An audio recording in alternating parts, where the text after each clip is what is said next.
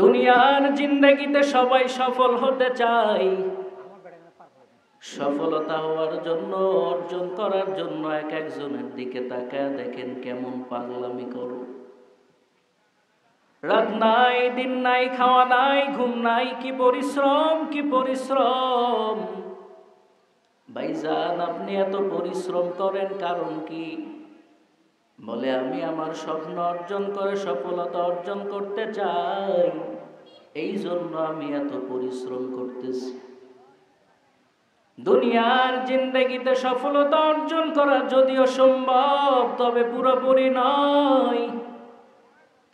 সফলতা দুই প্রকার। দুনিয়ার জিন্দেগিতে এক প্রকার সফলতা আছে, প্রকৃত অর্থে সফলতা অর্জন হবে আখিরাতের মাঠে। সফলতা অর্জন করার জন্য কি করণীয়, এই বিষয়ে ঢুকতেছি। হে মুমিন ভাই, আপনাদের আজকের এই মাহফিলে আলোচনা করবেন আমাদের সম্মানিত প্রধান বক্তা হুজুর। হুজুরের জবান থেকে ছোটবেলায় কথা শুনতাম, কিছুই বুঝতাম না। ঈদগাহে যখন বাবার হাত ধরে নামাজে যাইতাম, হুজুর কি যে আলোচনা করতেন, চোখ দিয়ে টপ টপ করে পানিগুলো পড়তো। দীর্ঘ কয়েক বছর পর এই এলাকার ভিতরে হুজুরের আগমন। ওনার জবান থেকে কোরআন হাদিসের কথাগুলো আমলের নিয়তে শুনবেন। আমি আপনাদের সন্তান, আপনাদের কাছে আজকে একটা বিষয়ে রিকোয়েস্ট করে দোয়া নিয়ে এখান থেকে বিদায় নিয়ে যাব। সফলতা অর্জন করার জন্য আমাদের করণীয় আছে অনেক অনেক করণীয়। হে মুমিন ভাই, এর ভিতরে প্রথম করণীয় সম্পর্কে আল্লাহ কোরআনে মোটিভেশন দিয়ে বলেছেন, ওয়াল্লাযীনা জাহাদু ফীনা লানাহদিয়ান্নাহুম সুবুলানা ওয়া ইন্নাল্লাহা লামাআল মুহসিনিন।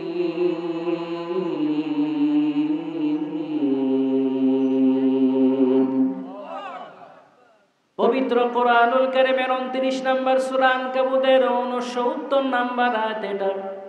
আল্লাহ তাআলা বলেন, ওয়াল্লাযীনা মানে যারা, জাহাদু চেষ্টা করবে, সংগ্রাম সাধনা করবে, ফিনা আমি আল্লাহর রাস্তায়, লানাহদিয়ান্নাহুম আল্লাহ লামে তাগিদ দিয়ে বলেছেন অবশ্যই অবশ্যই, সুবুলানা আমি আল্লাহ তাদের সামনে পথ বের করে দিব। আরবি গ্রামার যারা বলেন বুঝেন, পথের আরবি হলো সাবিল। সাবিল এক বচন আর বহু বচন হলো সুবুল। আল্লাহ এখানে সাবিল বলতে পারতেন, কিন্তু সাবিল না বলে সুবুল বলেছেন। কারণ আছে না নাই? অবশ্যই কারণ আছে। সুবুলানা দিয়েছেন মুফাসসিরিনে কিরামগণ বলেছেন, যেই ব্যক্তি আল্লাহর রাস্তায় চলার জন্য চেষ্টা করবে, আল্লাহ নামে তাগিদ দিয়ে বলেছেন অবশ্যই অবশ্যই, লানাহদিয়ান্নাহুম সুবুলানা আমি আল্লাহ তার সামনে অসংখ্য রাস্তা বের করে দিব। শুধু কি রাস্তা বের করে দিবেন তাই নয়, ওয়া ইন্নাল্লাহা লামাআল মুহসিনিন।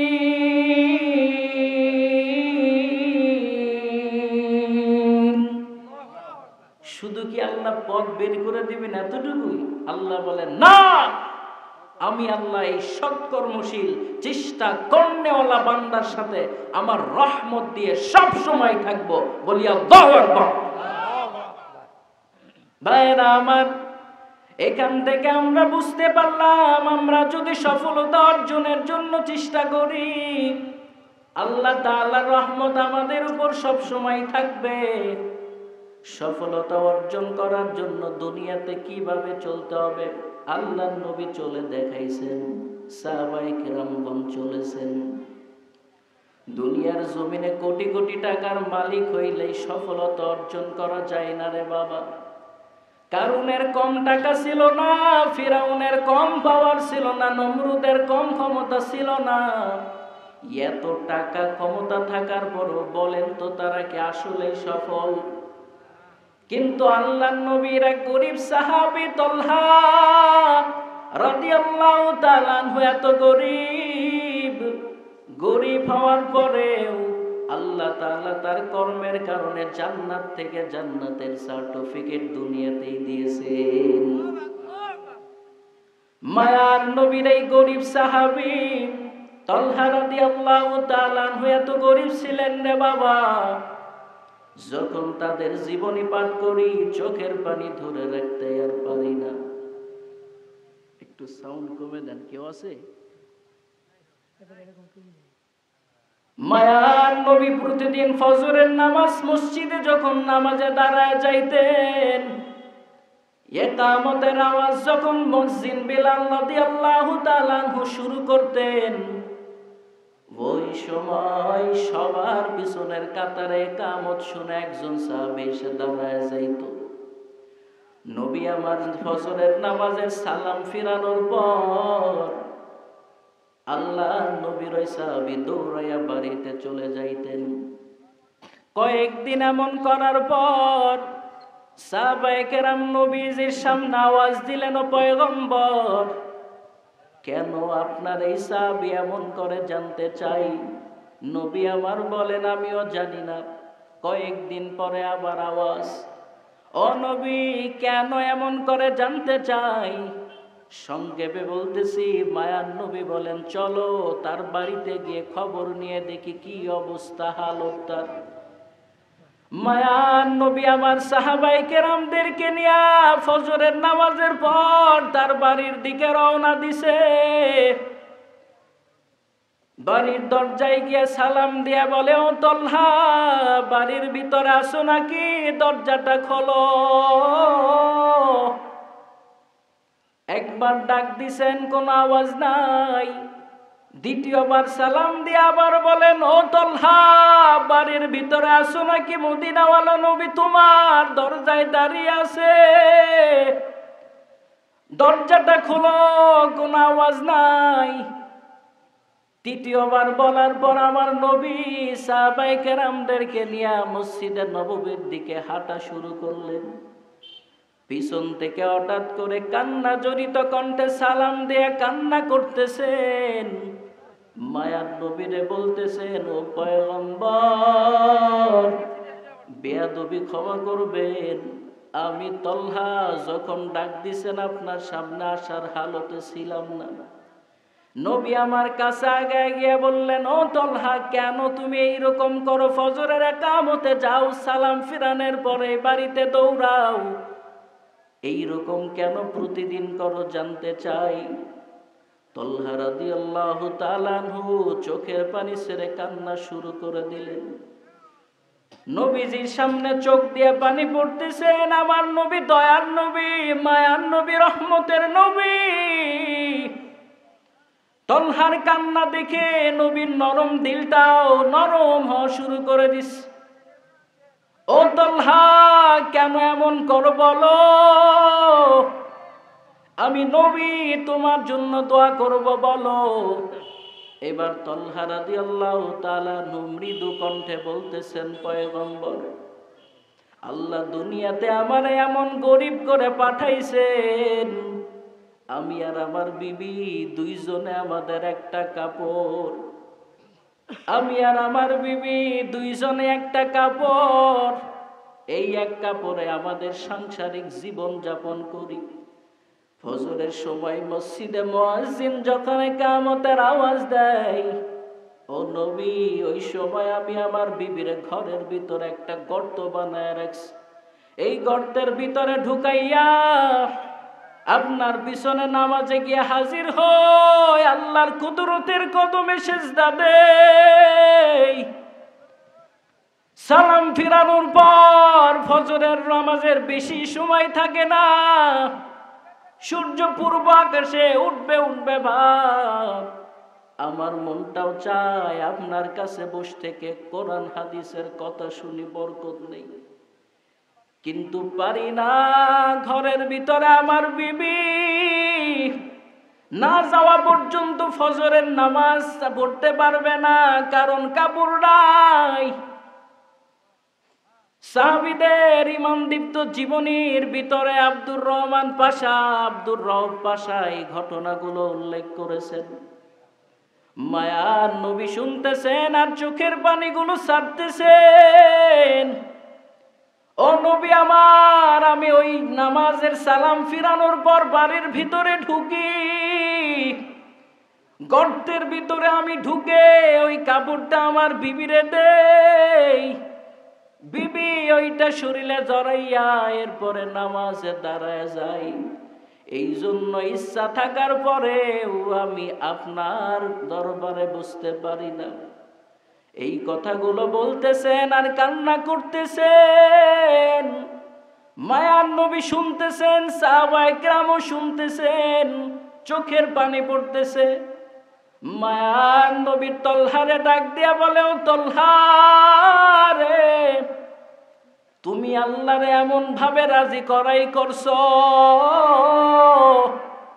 তোমার এই কাজ দেখে আমার আল্লাহ এত খুশি, এত খুশি। আল্লাহ তাআলা জিবরাইলের মাধ্যমে তোমারে জান্নাতের সুসংবাদ শোনায়া দিছে। দুনিয়ার জীবনে গরিব হওয়ার পরেও দুনিয়াতে সাকসেস হয়েছেন সাহাবায়ে কেরাম। এখানে হয়তো অনেক গরিব মানুষ আছেন, মাইকের আওয়াজ পাইতেছেন, অনেক গরিব মানুষ আছেন। দুনিয়াতে গরিব হয়ে মনটারে বেজার করিয়েন না, আল্লাহর গোলামি করার চেষ্টা করেন রে বাজান। সাহাবায়ে কেরামের মতো আল্লাহ আপনারে সফল বানায়া কবরে নিবেন। গরিবের সম্পর্কে আমার মায়ার নবী হাদিসে বলেছেন, ও গরিব, গরিব হয়ে মনটারে বেজার করিও না, ধনীর 500 বছর পূর্বে আল্লাহ তোমারে জান্নাতে ঢুকায়া দিবে। والذين جاهدوا فينا لنهدينهم سبلنا وإن الله لمع المحسنين।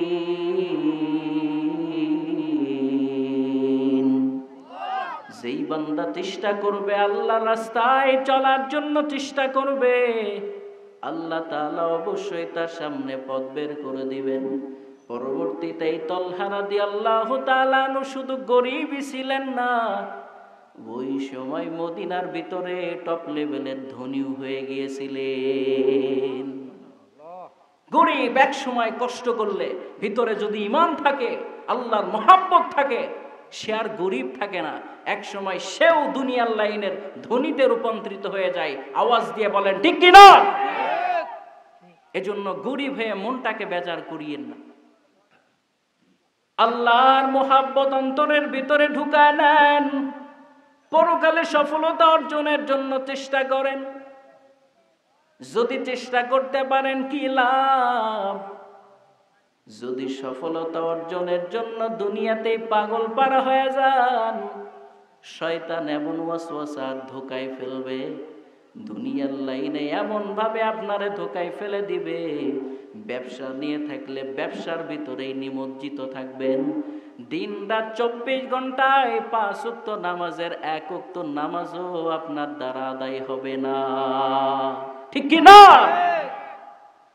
ক্ষমতার বড়াইয়ের জন্য যদি আমি দৌড়াই, ক্ষমতা লোভের জন্য যদি আমি সফলতা অর্জনকে আমার সামনে স্কেল ঠিক করে নেই, যদি মনে করি এইবার আমি মেম্বার হতে পারলে, চেয়ারম্যান হতে পারলে, এমপি হতে পারলে সফল হয়ে যাব, রাজনীতির মাঠে শুধু আল্লাহ তাআলা নিমজ্জিত রাখবেন, স্টেজগুলোতে উঠে শুধু ফকর ফকর 2-1টা লেকচার দিতে পারবো, কিন্তু প্রকৃত আল্লাহর গোলাম হতে পারবো না। 5 ওয়াক্ত নামাজ মানুষকে বলতে পারবো, কিন্তু নিজে পড়তে পারবো না। কাজেই দেখা যাবে পরিণতি ফল হিসাবে দুনিয়া নিয়েই আমি ব্যস্ত হয়ে পড়ব, ঠিক কি না?